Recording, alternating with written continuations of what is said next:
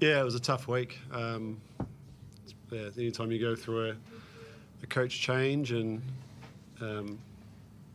yeah, you'd hope for a better performance than that. I think defensively, where we'd been all year, was really good. But whether or not just the change and different voice, yeah, we just got sort of bullied tonight and really disappointing. I guess the 116 points that you gave up speaks for itself. Is that where the focus now lies in the next few days before Thursday's game to try to give up a few less points?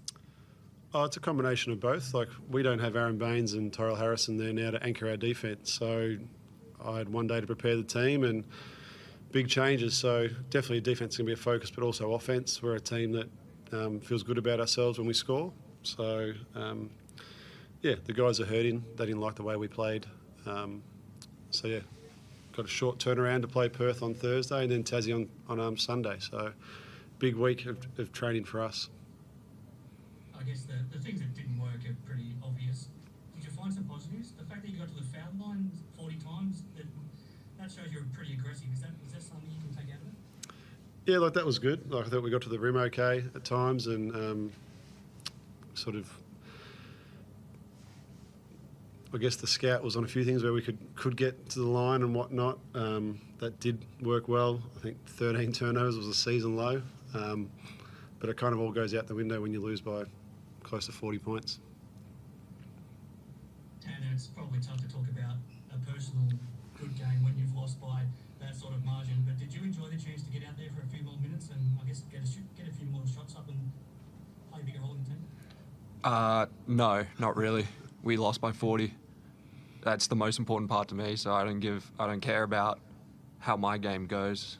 I think people know me, I'm a team guy, I want to win first, so I could care less about my performance, but rather our performance.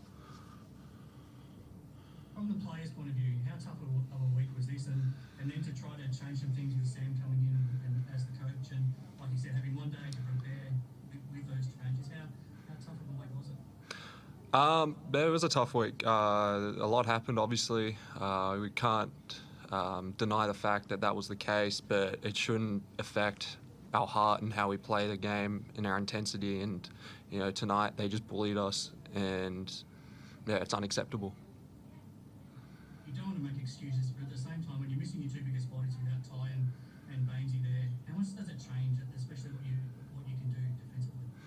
Obviously, Baines is a big presence defensively, especially under the rim, and he impacts the game that way. So not having him, and Tyrell does the same thing. So not having them obviously hurts a bit. But kind of like what I said before, it doesn't matter. Like, we have guys that are capable of doing that, and tonight we just didn't show it. Sam, what are you hoping to see now, I guess, for Thursday night? And you're facing an opponent where their coach is someone pretty familiar to you.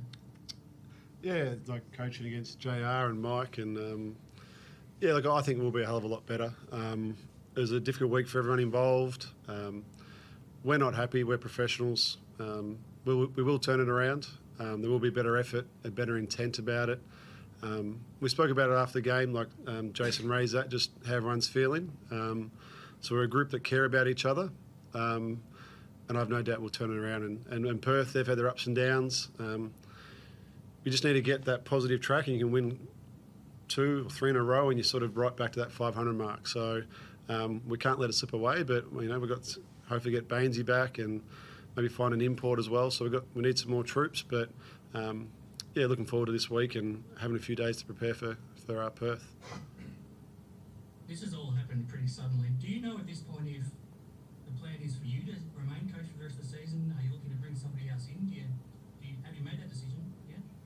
No, that's CEOs over in America with the owners. So yeah, that's totally on them. As I said to the group, like, I'm embracing this for the time I'm here. I'm going to do my best to get us turning it around and get wins a lot sooner. But yeah, we can't obviously perform like that, and it sort of starts with training. We just got to get into each other, and they were really physical tonight. They're a really great team, and we didn't stand up to it. Sam, the Breakers won 10-3, and I think they've won 7 of their last 8. What are they doing well in your eyes? Oh, they just have everything. Like physically, they're really big and strong, and I knew they were going to try to post us up. So we tried to junk it up at the start of the game and did pretty well in the first quarter. And but then that stress and anxiety comes in when Brantley's going to work in the post or Pardon, and then just the shooters. They shot the lights out of it. So I need my reading glasses on, but I don't need to know exactly that. But yeah, I think Liafa, Brown. Yeah, I mean Brantley had 29.